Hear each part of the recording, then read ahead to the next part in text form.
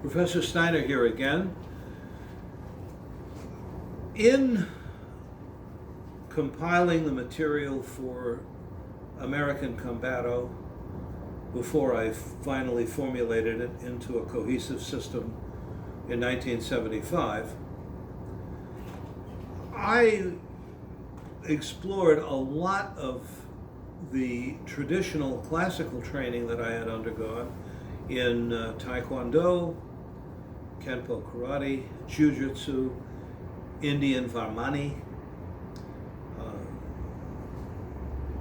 These systems are not to be dismissed per se as being of no value. I've heard people say this. I remember reading about some fellow who was teaching close combat, a practical oriented system, and he was teaching it to people who only wanted basic self-defense, and he was publicly shown throwing his black belt in a garbage can. I think that was a very disrespectful gesture. I think it was unnecessary, and I think it illustrated a failure to understand the good things that come out of the classical martial arts.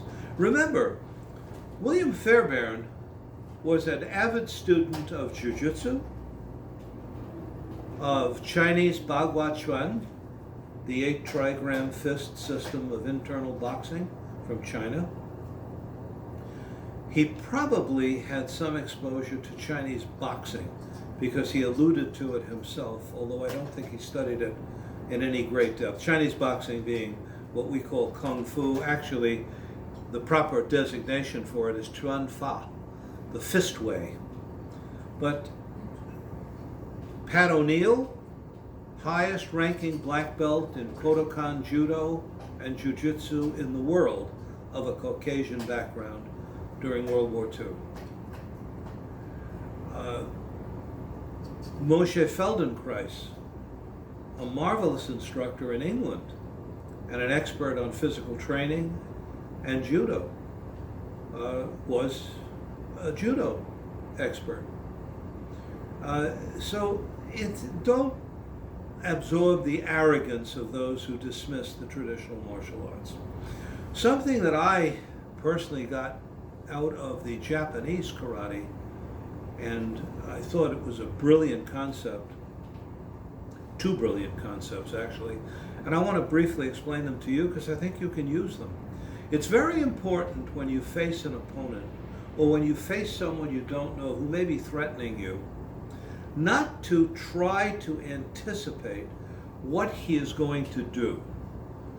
He's going to throw a punch, he's going to throw a kick, he's going to do this. What if he does that? And try to second guess the individual. And people do have a tendency to do that. People also, unfortunately, have a tendency due to classical training to be too reactive to that which the attacker does. He does this, I must do that.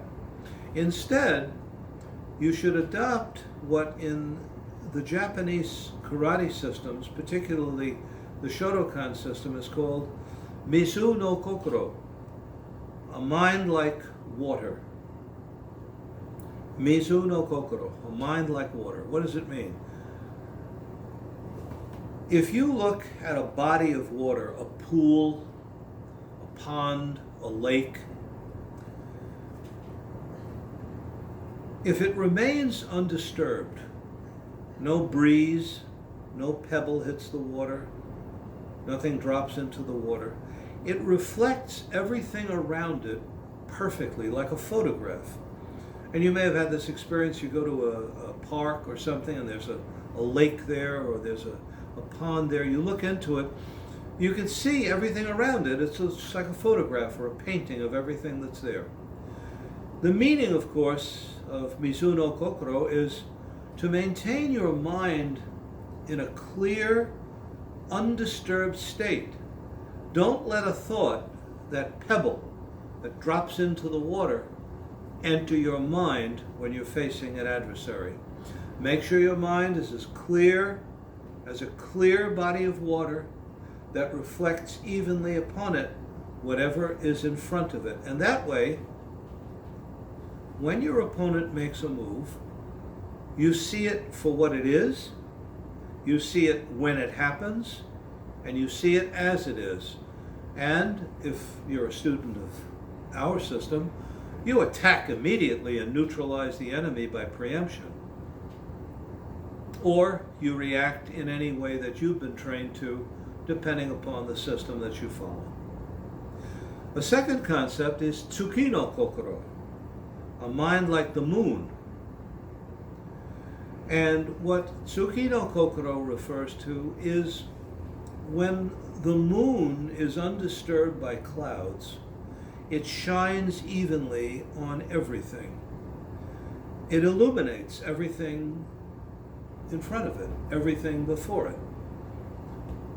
And when your mind is undisturbed by the clouds of thought, of anticipation, of preconception, it is free to pick up exactly what the opponent or the presumed opponent will do, exactly how he does it, and precisely when he does it. And that frees you up to act.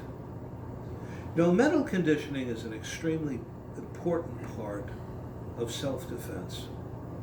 And you hear a lot of nonsense from people in the martial arts, and I'm talking now about the classical martial arts, about how Zen or Chan, the Zen originated in China, it was referred to as Chan, that Zen is part of the martial arts. Well, that's a gross misconception.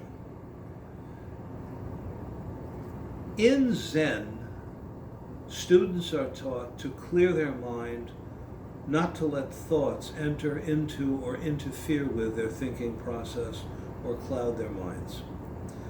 That is taught in classical traditional martial arts that adhere to the warrior concept. You don't have to become a Zen Buddhist to practice a classical martial art. And Zen Buddhism is not a part of the martial arts. There are martial artists who are Zen Buddhists. Gogen Yamaguchi, the headmaster of the Goju system in China, was a Shinto priest. He was also a medical doctor and a lawyer. You don't have to become a lawyer, you don't have to become a doctor, and you don't have to become a Shinto priest to study Goju karate or to study anything. There's a lot of nonsense in the martial arts, and there are a lot of good things in the martial arts. Over the years, what I've tried to do is take out those things in the classical traditional systems that adhere to those principles given us by the experts of World War II that were focused on quickly imparting utterly reliable skills to people who needed them in a hurry to save their lives in anything goes combat. And I built on that. And what we have really is a whole system that teaches that. And Mark Bryans is now showing you in various video presentations extracts from our system, which I hope you enjoy. And I also hope you benefit from this understanding of these two concepts drawn from classical karate. Thank you.